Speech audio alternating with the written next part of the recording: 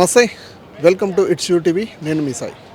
ఇందాకే ఒక shoot complete చేసుకొని వచ్చే సమయంలోనే ఒక దారుణమైన యాక్సిడెంట్ కూడా చోటు చేసుకుంది. ఇక్కడ మాదాపూర్కి సంబంధించి రోడ్ నెంబర్ 100 ఫీట్ రోడ్ మధ్యలో ఒక జంక్షన్ అనేది ఉంటుంది. ఆ జంక్షన్ వద్ద ట్రాఫిక్ ఎక్కువగా ఉండే సమయంలో ట్రాఫిక్ పోలీస్ అక్కడ కంట్రోల్ చేసే సమయంలో ఒక కారు సిగ్నల్ ఇంకా 3 సెకండ్స్ ఉండగా అతి వేగంగా కూడా దూసుకెళ్లిన కారు ట్రాఫిక్ సిగ్నల్లో పనిచేస్తున్న ట్రాఫిక్ కానిస్టేబుల్ని కూడా ఢీకొట్టడం జరిగింది. కారు ఆగకుండా అసలు సాయం చేయకుండా, అసలు గుద్దేసిందే తప్పు, అసలు సాయం చేయకుండా కూడా కార్ని ఆపకుండా కూడా అట్లే వెళ్ళిపోవడం కూడా జరిగింది. ప్రస్తుతం ఆ కానిస్టేబుల్ గారిని అయితే ఇక్కడ మెడికల్ ఎమర్జెన్సీకి అయితే తీసుకురావడం జరిగింది. ఇంకా కాలు ఫ్రాక్చర్ అని చెప్తా ఉన్నారు. ఇంకా పూర్తి డీటెయిల్స్ అయితే రావాల్సి ఉంది. ఇంకా పోలీసులతో కూడా మాట్లాడడం జరిగింది నేను ఇందాక. సో వాళ్ళు కూడా కాలు ఫ్రాక్చర్ అని చెప్తా ఉన్నారు. ఇంకా ఆ కార్ని ట్రేస్ చేసే పనిలోనే ఉన్నారు వాళ్ళు కూడా, పోలీసు వాళ్ళు.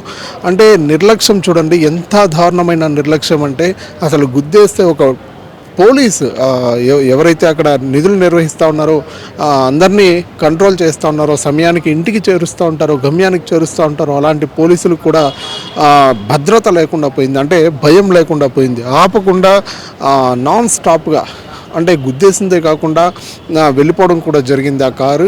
సో వెంటనే సీసీ కెమెరాలు కూడా మొత్తం కంట్రోల్ రూమ్కి పోయి కూడా మొత్తం ట్రేస్ చేసే పనిలో ఉన్నారు పోలీసు వాళ్ళు. అయితే ఇక్కడ సిఐ గారు కానీ, ఎస్ఐ గారు కానీ, ట్రాఫిక్కి సంబంధించిన అధికారులందరూ కూడా ఇక్కడ మెడికల్ హాస్పిటల్కి చేరుకోవడం జరిగింది. చేరుకొని ఇక్కడ మొత్తం కూడా ఇదైతే చేస్తూ ఉన్నారు. ఇక్కడ ఒక్కసారి విజువల్స్లో చూసుకోవచ్చు. ట్రాఫిక్ పోలీసు వాళ్ళు కూడా ఇక్కడ మొత్తం అందరూ ఇక్కడే చేరుకోవడం జరిగింది. ఆయనకైతే సివియర్గా ఉంది, లెగ్ ఇంజురీ అని చెప్తా ఉన్నారు.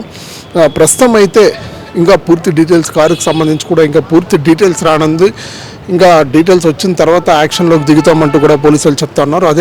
అదే పనిలో ఉంటామంటూ కూడా పోలీసు వాళ్ళు ఇందాక క్లియర్గా చెప్పడం జరిగింది. ప్రస్తుతం ఇది పరిస్థితి. ఒకసారి సిఐ సార్తో కూడా మాట్లాడే ప్రయత్నం చేద్దాం. అంటే ఏ టైం జరిగింది, ఎందుకు అలా చేయడం జరిగిందని కూడా వాళ్ళ మాటల్లోనే పూర్తి డీటెయిల్స్ కనుక్కుందాం. సార్ శ్రీకాంత్ సార్తో కూడా ఒకసారి మాట్లాడే ప్రయత్నం ఒకసారి చేద్దాం. సార్ చెప్పండి, అంటే ఇది ఏ టైం జరిగింది, అంటే ఎలా చోటు చేసుకుంది ఈ ఘటన? నయీముద్దీన్ హోంగార్డ్, ఆయన మాదాపూర్ ట్రాఫిక్ పోలీస్ స్టేషన్ హోంగార్డ్గా వర్క్ చేస్తున్నాడు. ఈరోజు మార్నింగ్ 7:30కి డ్యూటీకి వచ్చాడు. 8 o'clock నుంచి 100 ఫీట్ జంక్షన్లో ట్రాఫిక్ రెగ్యులేట్ చేస్తున్నాడు. అరౌండ్ 11:30 ఆ టైంలో మనకి అన్నోన్ కారు ఐడెంటిఫై చేస్తున్నాం, ఇప్పుడు వెరిఫై చేస్తున్నాం. అన్నోన్ కారు 100 ఫీట్ జంక్షన్ నుంచి వస్తూ మళ్ళీ 100 ఫీట్కి యూటర్న్ చేసుకునే టైంలో హోంగార్డ్ని హిట్ ఇవ్వడం జరిగింది. రైట్ లెగ్కి ఫ్రాక్చర్ అయింది. ఇంకా డీటెయిల్స్ తెలియాల్సి ఉన్నాయి. కార్ కూడా వెరిఫై చేస్తున్నాం. ఏ కార్ అనేది వెరిఫై చేసిన తర్వాత ఇన్ఫర్మేషన్ ఇస్తాం. అంటే సిగ్నల్ అక్కడ వేసున్నారా? ఏ సిచ్యువేషన్లో ఉంది సార్? అక్కడ ఏ సిగ్నల్ ఉంది ప్రజెంట్? అయితే రెడ్లో ఉండిందా, గ్రీన్లో ఉండిందా, ఏ సిగ్నల్లో ఉండింది అప్పుడు కార్ వెళ్ళేటప్పుడు? అదే ఒకసారి వెరిఫై చేయాలి. సీసీటీవీ కూడా ఒకసారి చెక్ చేస్తున్నాం. ఆ ఇన్ఫర్మేషన్ వచ్చిన తర్వాత క్లారిటీ అనేది వస్తుంది. అంటే దీని గురించి ఎంక్వైరీ స్టార్ట్ చేసింది ఆల్రెడీ? అంటే ఆల్రెడీ సీసీటీవీ ఫుటేజ్ కానీ ఇవన్నీ కూడా వెరిఫై చేయడం జరుగుతుందా? అవును, చెక్ చేస్తున్నాం. అదే పనిలో ఉన్నాయి, ఇప్పుడు వెరిఫై చేస్తున్నారు. అది కంప్లీట్ డీటెయిల్స్ వచ్చిన తర్వాత మీకు చెప్తాం. Okay sir, thank you. అంటే డాక్టర్లు ఏం చెప్తున్నారు సార్ హోంగార్డ్ అతని పరిస్థితి ఎలా ఉంది ఇప్పుడు? కాల్ ఫ్రాక్చర్ ఎలా ఇప్పుడు సెట్ అయ్యేదంటే ఏం చెప్తున్నారు? అదే రైట్ లెగ్ ఫ్రాక్చర్ ఉంది. ఫర్దర్ ఇప్పుడు ఇన్ఫర్మేషన్ ఇంకా తీసుకొని కంప్లీట్ డీటెయిల్స్ వచ్చిన తర్వాత ప్రజెంట్ అయితే అడ్మిట్ చేసుకున్నారు. సర్జరీ పడితే సర్జరీ చేయాల్సి వస్తుంది. రైట్ లెగ్ ఫ్రాక్చర్ ఉంది ప్రజెంట్. ఇంకా కంప్లీట్ డీటెయిల్స్ వాళ్ళు ఇంకా చెప్తారన్నారు. అంటే ఇలాంటి ఘటనలు అక్కడ చోటు చేసుకునేవా? ముందు ఎప్పుడన్నా చోటు చేసుకుందా, లేదంటే ఈ రోజే కొత్తగా చోటు చేసుకుందా? 100 ఫీట్ జంక్షన్లో ఇట్లా ఎప్పుడు కాలేదు, ఫస్ట్ టైం జరిగింది. ఆ సిగ్నల్ వైపు ప్రయాణించే వాళ్ళకి ఏం చెప్తారు సార్?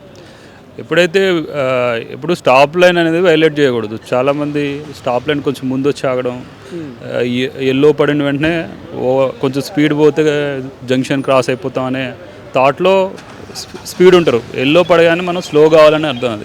అదే అంతే తప్ప స్పీడ్గా పోయి ఆ సిగ్నల్ క్రాస్ అవ్వాలనే ఉద్దేశంతో పోకూడదు. ఎప్పుడు ఎల్లో పడితే స్లో అయ్యి ఆగడానికి కొంచెం టైమింగ్ పాజ్ ఉంటుంది. అది అప్పుడు ఆగడానికి ప్రయత్నం చేయాలి. కానీ ఇదే టైంలో మనం సిగ్నల్ స్పీడ్ క్రాస్ చేయాలి అట్లా అనుకుంటే ఇమీడియట్ స్పీడ్ ఉండడం వల్ల యాక్సిడెంట్ అయ్యే ఛాన్సెస్ ఎక్కువ ఉంటాయి. అట్లనే స్టాప్ లైన్ అనేది మెయిన్ దృష్టిలో పెట్టుకొని రెడ్ లైట్ పైన పక్కగా ఆడేటట్టు ప్లాన్ చేసుకొని అన్ని వెహికల్స్ కూడా అది ఫాలో కావాలి. ఇట్లా ఎవరైతే స్టాప్ లైన్ కరెక్ట్గా ఆగలేకుండా స్పీడ్లో ఉంటారో వాళ్ళకి ఇట్లా యాక్సిడెంట్ అయ్యే ఛాన్సెస్ అనేవి ఎక్కువ ఉంటాయి. కనుక ఇదొకటి అందరూ దృష్టిలో పెట్టుకోవాలి. అంటే ఆ కారు వాడు నిలపకుండా పోవడాన్ని అంటే దీన్ని ఏ రకంగా చూడొచ్చు సార్? అంటే ఆ కారు వాడు గుద్దేసి నిలిపి పాపం హాస్పిటల్కి తీసుకువచ్చి చేర్పించున్న అదొక రకంగా చూడొచ్చు, కానీ గుద్దేసింది అతనికి తెలిసి కూడా కారు ఆపకుండా వెళ్ళిపోవడాన్ని ఎలా చూడాలి? అదే నెగ్లిజెంట్, ఇది పూర్తిగా ఆయన నెగ్లిజెన్స్ వల్ల జరిగింది అది. అది కూడా కామన్ సిటిజన్ రెస్పాన్సిబిలిటీ. యాక్సిడెంట్ చేసిన తర్వాత వాళ్ళ రెస్పాన్సిబిలిటీ తీసుకునేది అనేది ఉంటుంది. అందరూ ఒకలా ఉండరుగా, కొంతమంది ఇట్లా కూడా హిట్ అండ్ రన్లో ఇట్లా జరుగుతుంటాయి కదా. మేము ట్రేస్ చేస్తాం, పట్టుకుంటాం, వాళ్ళకి యాజ్ పర్లా యాక్షన్ తీసుకుంటాం. Right sir, thank you sir.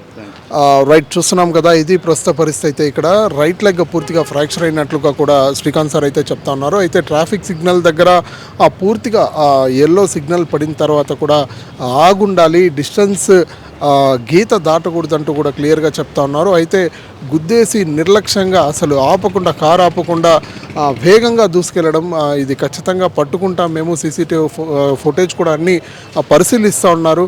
So ఖచ్చితంగా పట్టుకుంటామంటూ కూడా క్లియర్గా చెప్పడం జరిగింది.